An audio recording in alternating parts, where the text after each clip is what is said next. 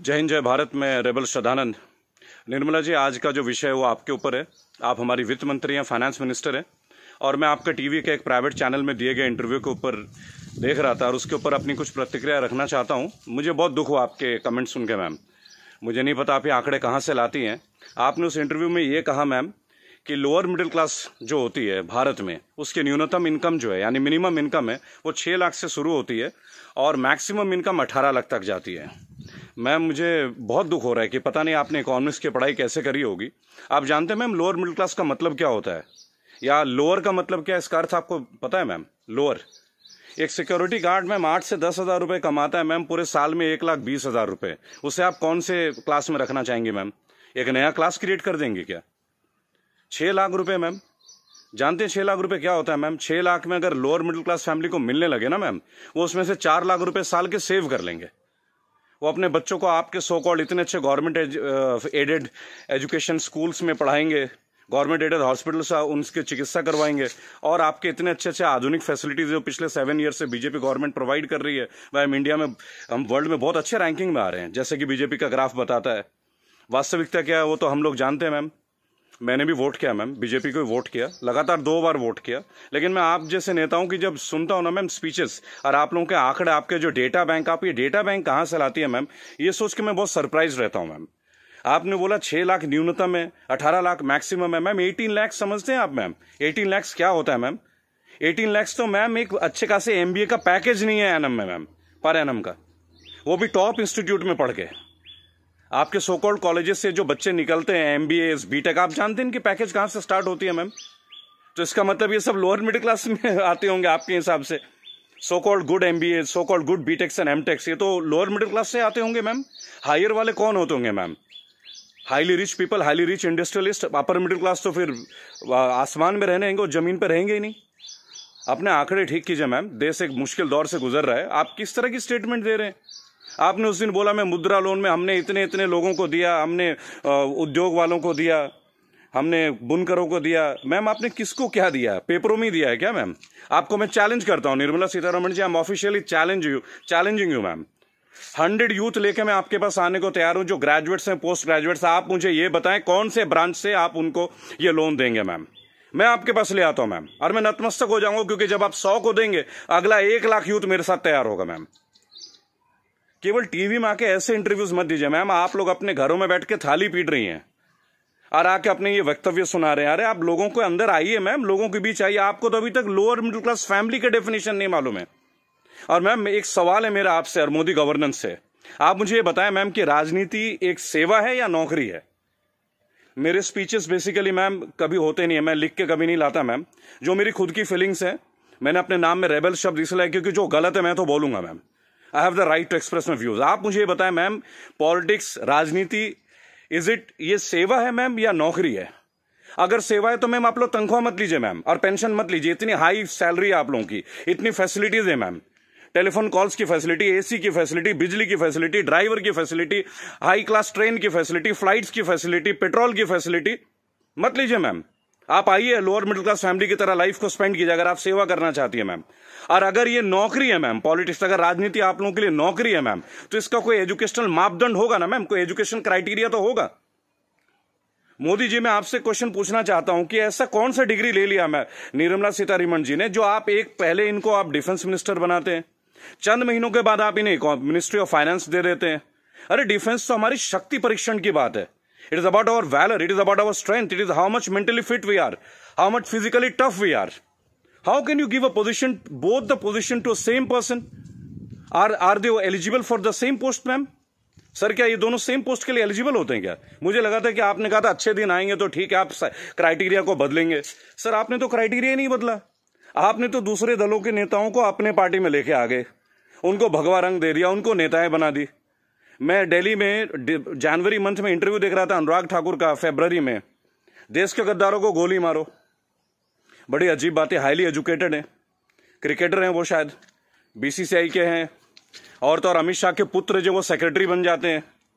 लोगों के ऊपर आप लोगों को बड़ा अच्छा लगता है। आपकी IT टीम के ज्यादातर लोग राहुल गांधी को पप्पू पप्पू पप्पू करके बुलाते हैं। देखिए मैंने एक बात सीखा है, अगर आपको हंसना है ना तो सबके साथ हंसे। If you want to laugh, laugh with others. Don't try to laugh at others. It doesn't show your good politics, it shows the political vendetta. अभी प्रियंका गांधी जी ने बसों का इंतजाम किया तो बहुत सारा हवा मच गया कि भाई ये गाड़ियां टेम्पो हैं, वो हैं, फलाना है, ढेका है। अरे सर, आप 2000 बसें लगा दीजिए ना। चलो उन्होंने ऑटो दे दिए, टेम्पो दे दिए, पर उनको कुछ फीलिंग तो रहा, वो दे तो रहे हैं। आप लगा दीजिए 2000 के बदले 4000 बसें। किसने रोक रखा है आपको? उन्होंने तो ये तक कह दिया कि भाई हमारे बसों में आप बीजेपी का झंडा भी लगवा लें। गलत कर दिया क्या सर? उसमें भी आप लोग शोर मचाना लग जा रहा है। ऐसा लगता है जैसे you are always ready to fight instead of getting it worked. अच्छा देखिए, मैंने नितिन गडकरी का भाषण सुना टीवी में, ये लास्ट वीक की बात है सर। उन्होंने कहा स्वदेशी अपनाओ। चलिए सर, अपना लेते हैं, पर मुझे ये बताएं, मेक इन इंडिया और मेड बाय इंडिया, इन दोनों का डिफरेंस आपके मिनिस्ट्री का कोई एक मिनिस्टर मुझे दे सकता है क्या? मेक इन इंडिया है क्या सर?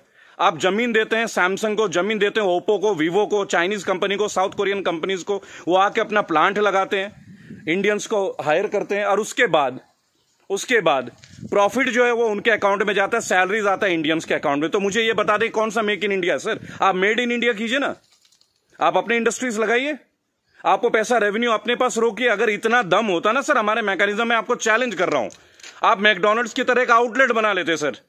25 रुपए का बर्गर बेचने वाला भी लाखों करोड़ों रुपए डॉलर्स में कन्वर्ट करके इंडिया से लेके जा रहा है।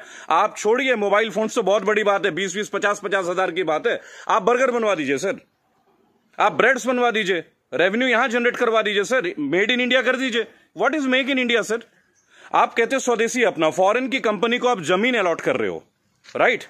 और आप कहते हो चाइना का बहिष्कार कर दो। आप मुझे बता दें बीजेपी के कौन से नेता के पास इंडिया वालों का फोन है सर? और बीजेपी छोड़िए, किसी भी पार्टी, मैं यहां किसी और पार्टी का माउथ पीस नहीं हूं सर, क्योंकि मुझे देखा गया है, मैं देखता हूं ये चीज। अगर मैं आपके पॉलिटिकल किसी फेलियर के बारे में बात करूं तो लोग तुरंत बोलेंगे भाई ये तो कांग्रेस का आदमी है। It's very cheap sir, it sounds very cheap. ठीक है सर, आपसे पहले हमने कांग्रेस को भी वोट दिया, क्या गलत किया सर? गलत क्या किया भाई? जो मेजोरिटी में आएगा उसको तो वोट देंगे ना। मुझे ऐसा लगता है कि आप ऑपोजिशन को भी नहीं टिकने देते हैं भाई। एक सोशल सिस्टम है, गवर्नेंस का एक सिस्टम है सर। आप अच्छा गवर्नेंस करेंगे पर एक मजबूत ऑपोजिशन, आप तो ऑपोजिशन को ही परचेज कर ले रहे हैं आप लोग। ज्योतिरादित्य सिंधिया को आपने परचेज कर लिया सर, बुरा लगेगा सर सुनने में। ऐसी क्या घुट्टी दे दी सर?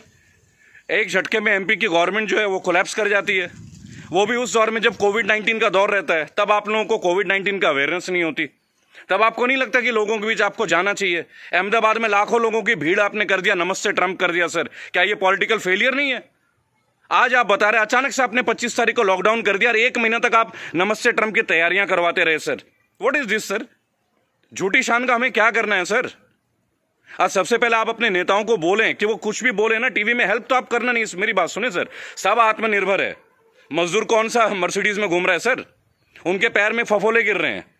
मैंने देखा निर्मला जी ने एक स्टेटमेंट दी, एक लेडीज बेचारी सूटकेस में, उसका बच्चा सूटकेस में बैठा हुआ घसीट के ले जा रही है, तो वो जवाब देती है कि राहुल गांधी को वहां नहीं बैठना चाहिए, राहुल गांधी को वहां जाना चाहिए। अरे राहुल गांधी को जो करना चाहिए वो छोड़िए, आपको क्या करना चाहिए?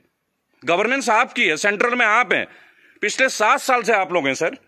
हमेशा क्या स्टेट को ही फेल करते रहोगे क्या, या हमेशा ऑपोजिशन को गालियां देते रहेंगे आप लोग?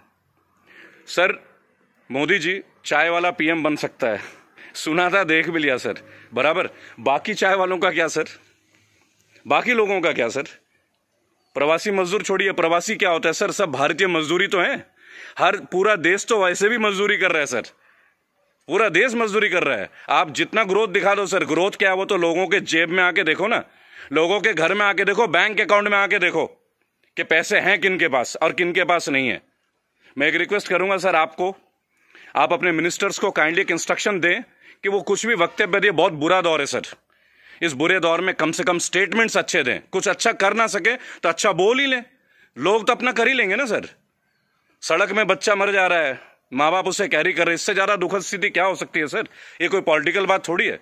लेकिन मेरा एक सवाल हमेशा आपके साथ रहेगा सर, कि आप एक बात का जवाब जरूर दें, और जो भी लोग इस वीडियो को देख रहे हैं, अगर आपका संपर्क किसी भी पार्टी से है, कांग्रेस से है, समाजवादी पार्टी से है, तृणमूल कांग्रेस के लोगों से, कृपया मेरा वीडियो उन तक पहुंचाएं और उनको बोलें कि ऑपोजिशन इसलिए कमजोर है, केवल एक कारण है, क्योंकि इन पॉलिटिकल ग्रुप्स के जितने भी लोग होते हैं ना सर, जो सो कॉल्ड प्रदेश प्रवक्ता होते हैं, शायद वो बेहद कमजोर हैं। सांबित पात्रा से कैसे बहस कर रहे हैं, मुझे खड़ा कीजिए सर, मैं बताता हूं सांबित पात्रा से क्या बात करनी है, डेटा के साथ। स्मृति ईरानी के साथ बात करना है, मैं करूंगा सर। मैं उनसे पूछूंगा उनका क्या एजुकेशन क्वालिफिकेशन था जो उन्हें शिक्षा मंत्री बना दिया गया था। आप सीबीएसई का हैंडल, मेरे पास बहुत मुद्दे हैं सर, देश के करंट मुद्दे हैं। और सर चिंता मत कीजिएगा, मुझे आपसे कुछ हेल्प नहीं चाहिए सर, प्लीज।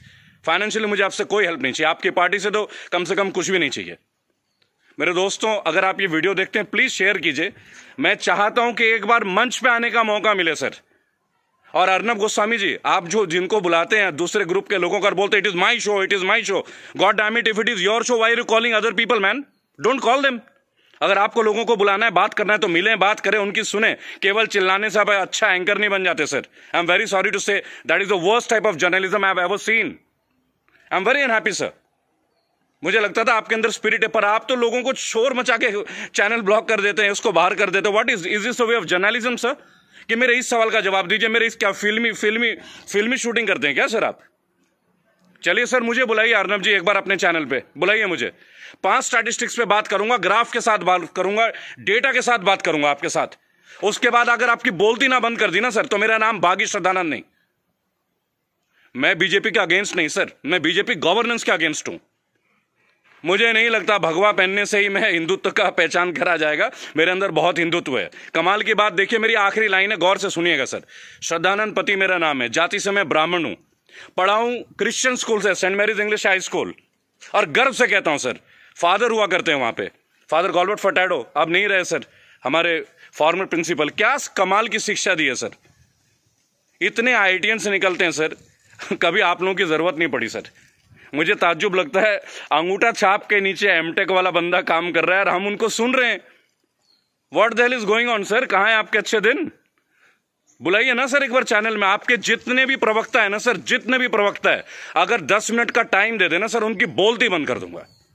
जय हिंद, जय भारत। मैं जानता हूं बहुत सारे लोग मेरे बातों से शायद नाराज हो, पर नाराज होना आपका काम है सर, मेरा नहीं। सही मुद्दे पे तो मैं बात करूंगा, जो नाजायज बात लगती है उसका तो मैं करूंगा सर। रेबल हूं तो रेबल की तरह पेश आऊंगा। जय हिंद, जय भारत। अगला मुद्दा 2 या 3 दिन के अंदर स्टैट्स के साथ आऊंगा सर। और मेरे दोस्तों, मैं दोबारा एक रिक्वेस्ट करता हूं, काइंडली अगर आप लोगों के पास कोई कॉन्टैक्ट है, मेरा वीडियो तमाम पॉलिटिकल ग्रुप्स के पास भेजें, एक मंच पे आने का मौका दें। इन्हें बताऊंगा सर, इन्हें बताऊंगा इन्होंने झारखंड के लिए क्या किया है, इन्होंने बंगाल के लिए क्या किया है, इन्होंने केरल के लिए क्या क्या, अरे उत्तर प्रदेश के लिए क्या क्या, वो भी बता दूंगा। हम भगवा में, उत्तर प्रदेश में सबसे महंगी बिजली हमारे यहां आती है। ये है ना अच्छे दिन।